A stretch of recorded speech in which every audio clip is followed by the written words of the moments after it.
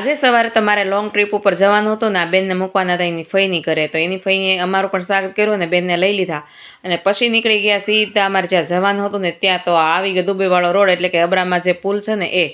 અને પછી અમારે જેની સાથે જવાનું હતું એનો રથ પણ આવી ગયો. રથ થોડોક હાલ્યો ને ત્યાં મને મારું ડીઆર દેખાણું તો મને તો ભાઈ મારા દિલમાં ધક ધક થવા મળ્યું, કારણ કે મારું સુકૂનનું ઘર છે એ. અને થોડાક હાઈવે ઉપર હાલ્યા ને તો થોડું ટ્રાફિકે અમારું સ્વાગત કર્યું, ઘડીક ઊભા રહ્યો અમારે હારો. અને પછી ટ્રાફિક પૂરી થઈ ને પછી આ ચડી ગયા એકદમ મસ્ત મજાના હાઈવે ઉપર. આ હાઈવે મેં લગભગ પહેલી વાર જોયો છે. અને પછી આવી ગઈ જગદીશ હોટલ. ત્યાં ગયા તો એક મેનુમાં બહુ મસ્ત રીતે લખેલું હતું.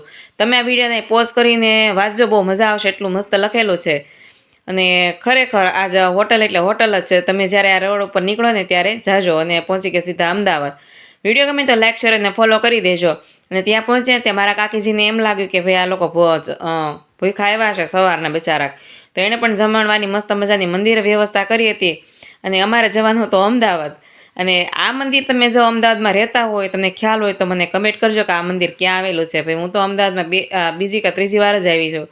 અને બસ બધાય જમીન અમે બધાએ મળ્યા તો ગપાટા મારતા હતા. અને જોયું ઊંચું ત્યાં તો આ પાખડાવાળો પંખો, મને એમ કે આ પવન કેવો આવતો હશે. અને પછી થઈ ગયું રોંઢો અને અમે બધા થઈ ગયા રેડી ટીપટોપ થઈને. મારે જ્યાં જવાનું હતું ને ત્યાં જવા માટે પણ અમને રથ લેવા આવી ગયો. તો અમારી તો રથવાળાએ સેવા બહુ કરી, એને માટે થેન્ક યુ.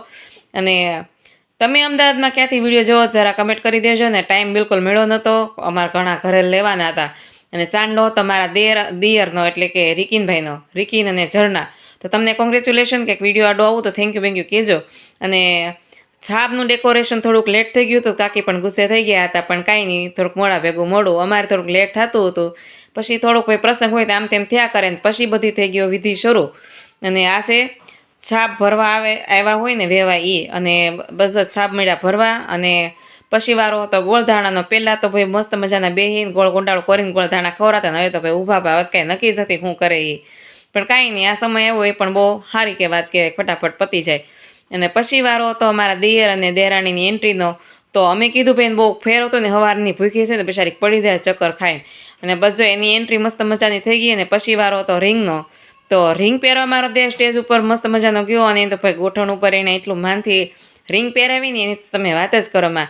અને મારી દેરાણીનું દિલ પણ ગાર્ડન થઈ ગયું. અને પછી વારો હતો રિંગ પહેરાવી. તો બધા એમ કે અમારે ફૂલનો વરસાદ કરો છે. ભાઈ દેરાણી ઉપર ફૂલનો વરસાદ કરી દીધો. અમે પણ દીકરી નહીં, વહુ નહીં, દીકરી કરીને એને વેલકમ કર્યું છે અમારી દેરાણીને. અને પછી વારો હતો પૈસા દેવાનો. ત્યાં બી ટ્રાફિક બહુ હતી. અને પછી વારો હતો જમણવાનો, કારણ કે અમારે સુરત જવાનું લેટ થતું હતું. એટલે જમી લીધું ફટાફટ.